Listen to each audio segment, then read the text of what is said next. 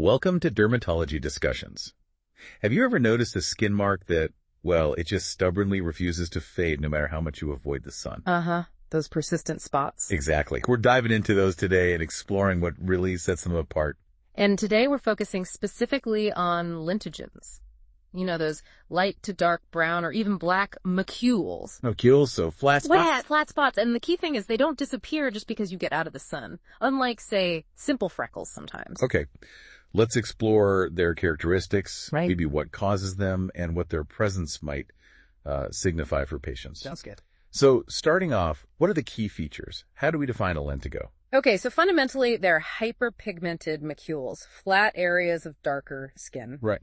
And like we said, they don't fade without UV exposure. Color-wise, they can be anywhere from light brown to really dark brown or black. And size? Shape. Typically round or oval. Usually they have pretty well-defined borders, though sometimes they can look a bit scalloped.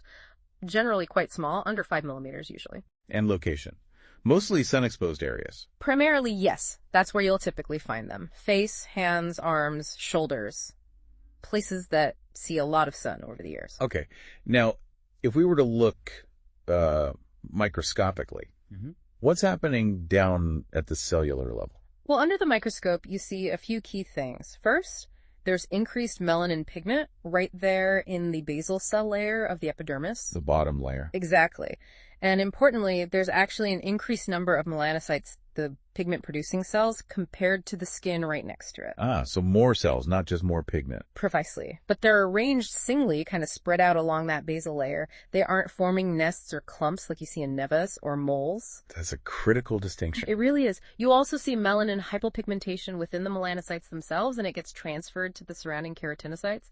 Sometimes you even find pigment down in the papillary dermis within scavenger cells called melanophages. Interesting. Anything else microscopically? Yeah, sometimes the rete ridges, those sort of finger-like projections of the epidermis going down, can be elongated. And you might see a mild inflammatory infiltrate in the upper dermis. Got it. So you mentioned nevi and distinguishing them. How else do we differentiate lentigines? What about from common freckles or ephelides? Good question. The big difference with ephelides or freckles is that they typically don't have an increased number of melanocytes. Oh. Yeah, with freckles, the existing melanocytes just produce more melanin when exposed to sun, and they often fade when sun exposure decreases. Lentigines have that baseline increase in the number of melanocytes, which is why they tend to persist. And the difference from nevi again. Nevi, or moles, are characterized by nests, clusters of nevus cells, which are a type of melanocyte. Lentigines show those separated individual melanocytes along the basal layer, no nesting. Okay, that clears things up. Now, what actually causes lentigines to develop? What's the etiology? Research really points quite strongly to UV radiation. It seems to be a proliferative response of the melanocytes to UV damage. So sunlight being the main culprit. Sunlight is definitely the most important environmental factor, yes. But artificial UV sources can contribute too. It's that cumulative exposure over time. Does skin type play a role? It does. They're generally more common in individuals with lighter skin types. Those who are more susceptible to sun damage overall fits the higher two. Makes sense. Now, we mostly associate them with sun exposure, but you hinted earlier, are there times when seeing lentigines might mean something more? Yes, absolutely. This is really important clinically. While a few solar lentigines on sun-exposed skin in an older adult are common and usually benign. Right, the typical age spots or liver spots people talk about. Exactly, though they aren't related to the liver. But if you see multiple lentigines appearing early in life, maybe even in childhood or adolescence, and especially if they're on non-sun-exposed areas too. Like where? Palms, soles, mucous membranes, trunk, areas that don't see much sun, that pattern can actually be a sign of certain underlying inherited syndromes. Really? What kind of syndrome? These are often conditions characterized by various hyperplasias, homercomas, which are like benign growths, and sometimes an increased risk of certain neoplasias or cancers. Wow. What links them? Often, these syndromes are linked to specific genetic mutations, particularly in signaling pathways that control cell growth and proliferation.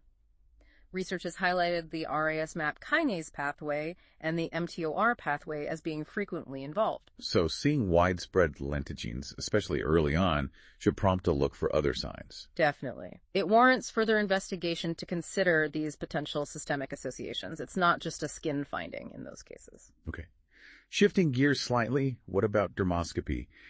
Can looking closely with the dermatoscope help identify them? Yes, dermoscopy can be helpful. You might see those slightly irregular, maybe scalloped borders we mentioned. Mm-hmm. Often there's a faint, irregular network pattern, or sometimes it's called a pseudo-network.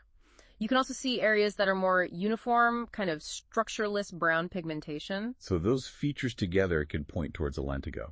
They can help build the picture, yes, distinguishing it from other pigmented lesions. And finally, what's the general approach to management? Do they need treatment?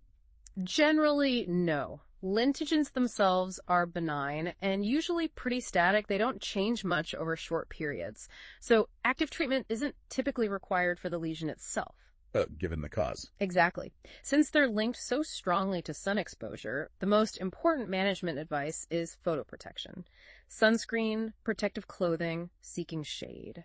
To prevent more from forming. Precisely. Consistent sun protection is really key to potentially decrease the development of new lesions over time. Okay, so let's recap. We've unpacked the key features of lentigines. They're these flat, hyperpigmented spots, often brown or black. Caused by an increase in both melanin and the number of individual melanocytes, mainly due to UV exposure. Right, and we know how to tell them apart, generally from freckles and moles based on those microscopic features. And critically, while many are just related to sun damage, especially solar lentigines, the appearance of lots of them, particularly early in life, or in unusual spots, could signal something more systemic is going on, potentially linked to genetic pathways like RAS-MAPK or mTOR. You've got it. That potential systemic link is a crucial takeaway. Remember, while often benign and sun-related, that pattern of multiple early or non-sun exposed lentigines really warrants a closer look. A really comprehensive overview. Thank you for walking us through that. My pleasure. And thank you all for being with us today.